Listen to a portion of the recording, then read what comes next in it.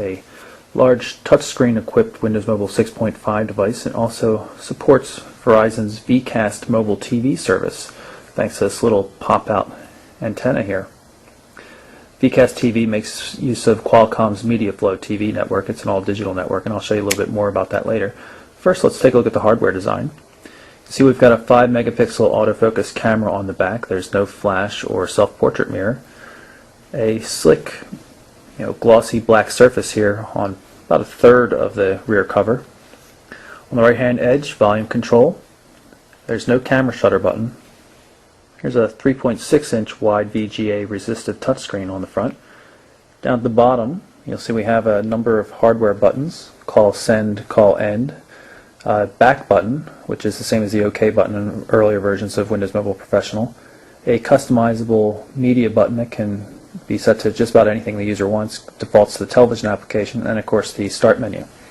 The little tick marks across the bottom are for zoom control for HTC's TouchFlow 3D system. Works in the browser and certain other parts of the system like messaging. Nothing much at all to see on the left hand edge. Bottom has a 3.5mm stereo headphone jack and a mini USB power port, and also for USB connectivity. Nothing on top other than the little pry piece for removing the rear cover, which is a little bit difficult to do.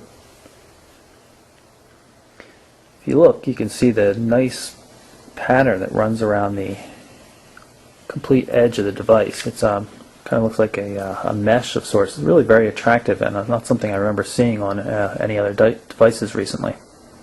The Migrado is a fairly hefty device. It weighs 156 grams. That's about 4.5 ounces. About the size of a Touch HD, I suppose. It's still quite pocketable. It's relatively thin, but it's not a lightweight device by any stretch. At the bottom of the device, we also have a stylus. Touchscreen on the Migrado is pretty finger-friendly. You probably won't be using this very often, but there are some people that do prefer using a stylus with a resistive touchscreen. Now that we have the device powered on, you can see HTC's TouchFlow 3D user interface, which sits atop of Windows Mobile 6.5. You use swipe gestures to move from panel to panel. It's easier to use the tab control at the bottom, though. One of the highlight features on the Migrado is its television capability. So we're going to pop up the dual-purpose antenna kickstand here, which makes a nice stand for when you're photos quite quickly. We'll tap on them to open them up into the full screen view, and you can swipe back and forth to go to the next or the previous photo. We'll activate the camera here. There's no shutter button to activate it, so the easiest way to do it is from that panel there. Just aim it, press on the screen, it'll take focus, and then take the photo. And we'll bring up the menu here and switch to video mode. We'll start recording right now. Just got focus, and now we're going to record a little bit of a video here, and we'll press the button to stop it. You can see the video we just shot along with that new photo are right here where they're easily accessible. We'll tap on the video icon to bring up the video itself. Just got focus, and now we're going to record a little bit of a video here, and we'll press the button to stop it. Of course, there's a music pane as well. You can play things right from here. Adjust the volume.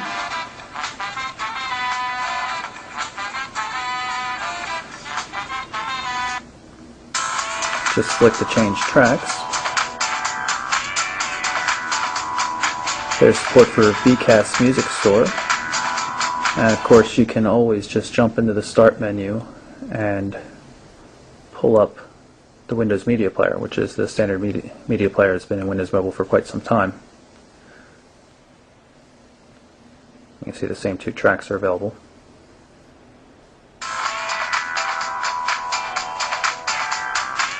This is the calendar pane, relatively new to TouchFlow 3D. We have a month view right here.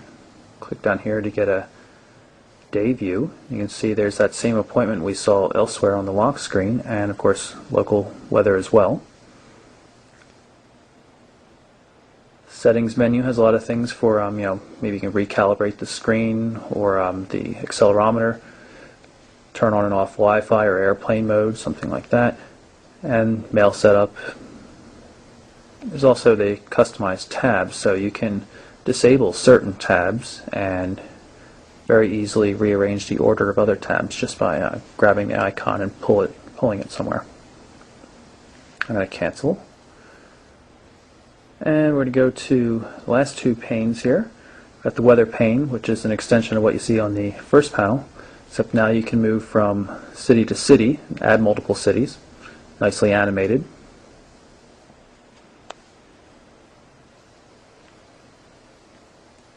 And of course stocks. Looks like a bad day for Wall Street. Pull up details for any of the particular stocks and get charts. One-day chart loading now over a Wi-Fi connection.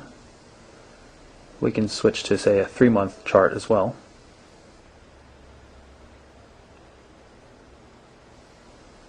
Take a look at the Start menu. HTC has replaced the Start menu. This is not what you see in a standard Windows Mobile 6.5 device. In my opinion, it's much easier to use without the offset icons and everything that's in Windows Mobile 6.5 now. You can still get to that by turning off the TouchFlow 3D theme. Here's the full list of applications, alphabetically sorted, something Windows Mobile never seems to do, makes it very difficult to use. This is much easier. Nice scrolling on it as well. We'll go into settings just to poke around there a little bit. Hit all settings to get to the basic Windows Mobile setting menu. You can see this is what I was talking about, the offset honeycomb shaped icons. Really kind of difficult to use. Here's the themes, and this is where you would turn off TouchFlow 3D and turn on Windows Default, which I'll show you briefly just so you can see what it looks like.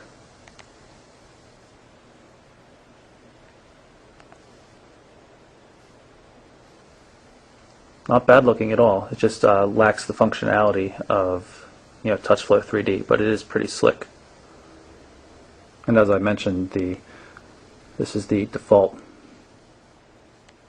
Start menu in Windows Mobile 6.5. Much harder to visually scan than the HTC version. And while we're here, we'll take a quick look at some of the other settings in the device. Go into System and go down to Memory. You can see how much RAM and storage is available. And device information should tell us about the CPU and things like that. 528 megahertz Qualcomm CPU with 288 megs of RAM. And there it says the 480 by 800 pixel display.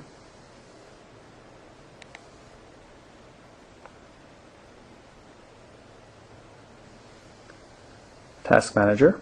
You can see what applications are running, but as is typically the case with an HTC device, it's easier just to press on this corner here and bring up the list of actively running applications, and then you can just tap on the X to close them out. We'll pull up something in the web browser. Here's the Mobile Burn home page. You can see the browser does a nice job of rendering the page.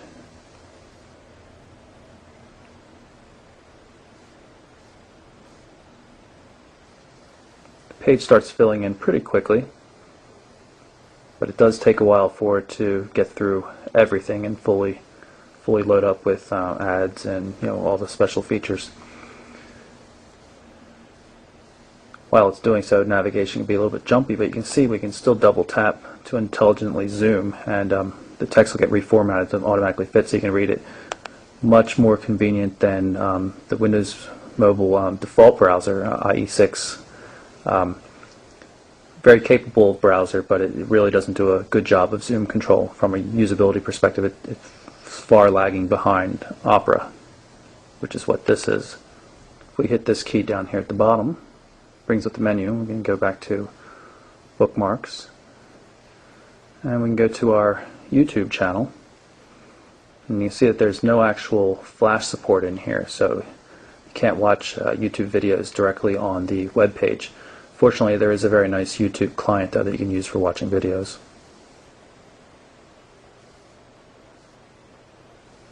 And what we're going to do is we're going to, back in HTC's menu, we're going to add YouTube to the main Start menu so we can get to it more easily. Just from selecting it from the list, now it appears down at the bottom. We'll load up the client just so you can see what a decent video looks like.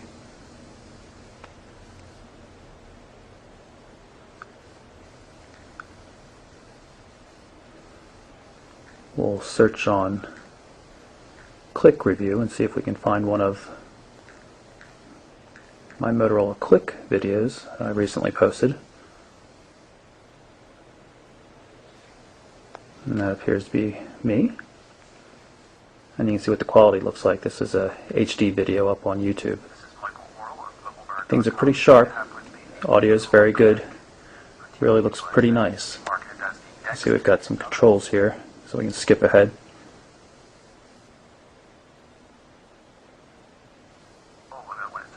Overall, quite an impressive video player. So that's my look at the HTC Migrado for Verizon Wireless.